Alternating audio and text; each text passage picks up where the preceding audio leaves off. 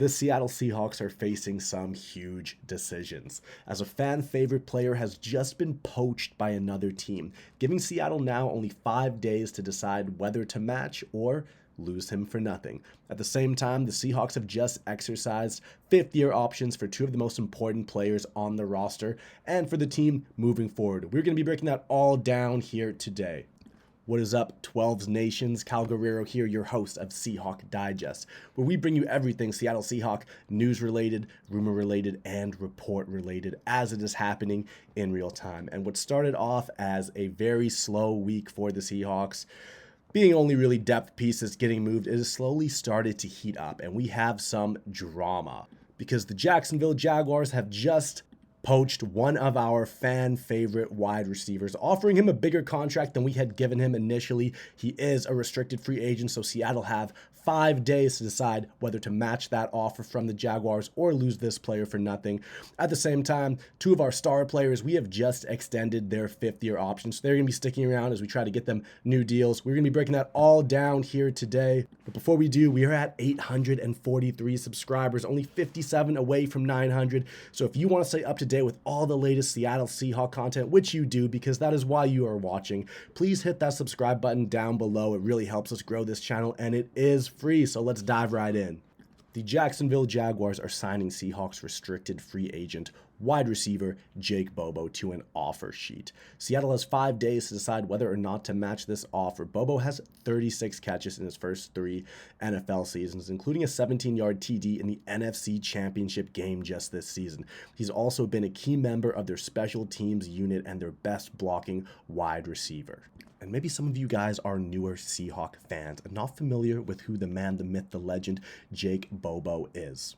We signed Jake Bobo in 2023 after he went undrafted in the 2023 NFL Draft.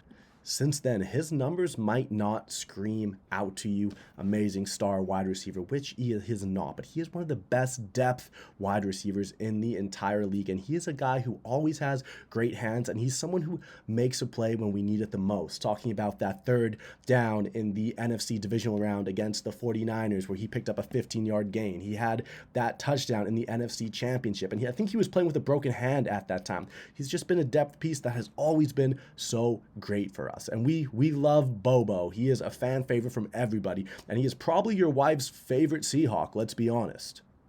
Let's take a look at the numbers of what Jacksonville has decided to offer Bobo. They have offered him a 2-year, $5.5 million offer sheet that includes $4.5 million fully guaranteed, 1.75 signing bonus, 1.25 base for 26, $2 million base for 27, $50K workout, $200K per game RBs each year, and 1.5 in incentives. So about 2 weeks ago, we tendered Jake Bobo for a 1-year, $3.5 million contract. I'm not fully sure if that was all guaranteed or how that looked, but getting 2 years, $5.5 million for Jake Bobo is just a great deal for Bobo. And congratulations to him to go from a wide receiver that went undrafted to now getting offered 2-year, $5.5 million. The Seattle Seahawks have a decision to make. And again, as we look at his stats, it's nothing amazing. Our software doesn't even show his stats because he didn't really put up that much. Over 3 years, 36 catches and a couple touchdowns, but he was great on special teams. He is our best blocking wide receiver, great special teamer, and he is always a good depth piece that can come in when we are rotating guys. It is worth noting that the Seahawks wide receiver room for 2026 currently features JSN, Rashid Shaheed, Torrey Horton, Cooper Kupp, and Jake Bobo. Jake Bobo is our wide receiver 5 on paper, bearing that Torrey Horton is ready to go for the beginning of the season. So giving a guy who's your wide receiver 5, $5.5 million over 2 years, it's a little bit high, even if he is really a fan favorite for us. Looking over at what Hawks Mania tweeted, I don't think Seahawks general manager John Schneider is going to match the Jags offer sheet of 3.52 to get Bobo back, but it will depend on whether Schneider really thinks Bobo is worth coming back, which I think he is because of his value he brought to special teams and blocking. Bobo's he's such a good team guy that will do whatever he can to win and have an effect on that game, whether it's going in and blocking or whether it's just hyping up teammates on the sideline. He is a winner. Also, to put into perspective, the Seahawks did just re-sign wide receiver Cody White, who was very much down the depth chart on special teams, and I think on the practice squad for a little bit last year. Cody White is 27, 6'3", 227 pounds. He was undrafted. Then he played with the Chiefs, Giants, waived to the Steelers, and then he was on Seattle on their practice squad starting in 2023. White is one of our very good special teamers who was outstanding there. He was on the ready squad and main roster on and off, but Seattle loved him, always bringing him back, and when he did play, he was good. So looking at us re-signing Cody White already, 6'3", Bobo 6'4", I don't think either one of them are the fastest guys, so I think with bringing Cody White here, that might have just push Jake Bobo out the door. I don't see why we would offer $3.5 million or more for Bobo, knowing that we have this depth in the receiving room already. In other news, the Seahawks have exercised the fifth-year options for JSN and Devon Witherspoon, arguably our best players on the offensive side of the ball and the defensive side. Obviously, JSN is coming off that reigning Offensive Player of the Year season, and Devon Witherspoon is known league-wide as a top 3, top 5 cornerback. I like to think he's top 1, but just my opinion. It's worth noting that just because we exercise this fifth-year option, we are still going to be negotiating contract extensions with these guys, hopefully in the 4-year range. So I know John Schneider is talking to both of them and working on that deal right now. The amounts these guys are going to be getting paid on their fifth-year options are $23.8 million for JSN and $21.1 million for Devon Witherspoon. Both can still sign an extension, and both are in line for huge deals with the Seahawks at latest by the end of next season. Both of these guys are going to stay on the Seahawks for a very, very long time. They're probably going to end up being the top paid players at each one of these positions when their contracts are made.